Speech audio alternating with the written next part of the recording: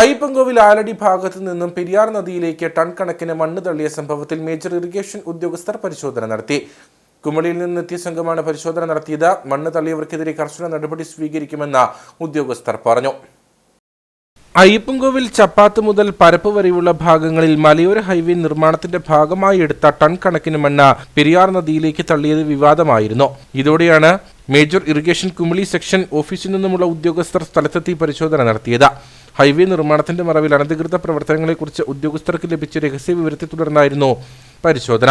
മലയോര ഹൈവേ അധികൃതരെ സംഭവസ്ഥലത്തേക്ക് വിളിച്ചു വരുത്തി വിവരങ്ങൾ ചോദിച്ചറിയുകയും ചെയ്തു. മാനദണ്ഡങ്ങൾ പാലിക്കാതെ പുറമ്പോക്ക് ഭൂമിയിൽ മണ്ണ് തള്ളിയ സംഭവത്തെക്കുറിച്ച് ചങ്ങനാശ്ശേരി ഡിവിഷൻ ഉദ്യോഗസ്ഥർക്കും ജില്ലാ കളക്ടർക്കും റിപ്പോർട്ട് നൽകുമെന്നും ഉദ്യോഗസ്ഥർ പറഞ്ഞു. ഞങ്ങൾ ഇതിൽ പോയ വഴിക്ക് ഇങ്ങനെ ഒരു ഇത് കണ്ടിട്ട് മനസ്സിലായിട്ടാണ് ഇവിടെ വന്നത്. ഞങ്ങളുടെ അറിവോടെയൊന്നും അല്ല ഇവിടെ വന്നേക്കുന്നത്. ഏകദേശം നല്ലൊരു ക്വാണ്ടിറ്റി മണ്ണ് ഇവിടെ ഫില്ല് ചെയ്തതായിട്ട് മനസ്സിലാവുന്നുണ്ട്.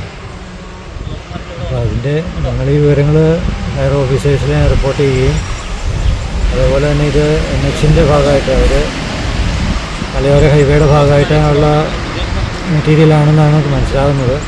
അപ്പോൾ അവരുമായിട്ട് കോൺടാക്ട് ചെയ്ത് ബാക്കി നടപടികൾ സ്വീകരിക്കുന്നതാണ്.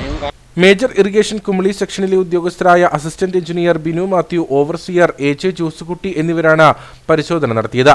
മണ്ണ് തള്ളിയ സ്ഥലത്ത് സ്വകാര്യ വ്യക്തി കല്ല് കെട്ടിത്തിരിച്ച നിലമൊരുക്കി നിർമ്മാണം നടത്തുന്നതിനുള്ള പ്രവർത്തനങ്ങൾ നടത്തിവരികയായിരുന്നു. പട്ടയമുള്ള ഭൂമിയുടെ ഉടമയോട് അനുവാദം വാങ്ങി റവന്യൂ അധികാരികളിൽ നിന്നും ഉത്തരവെടുത്ത് വേണം ഇത്തരം ഭൂമിയിൽ മണ്ണ് നിക്ഷേപിക്കാൻ.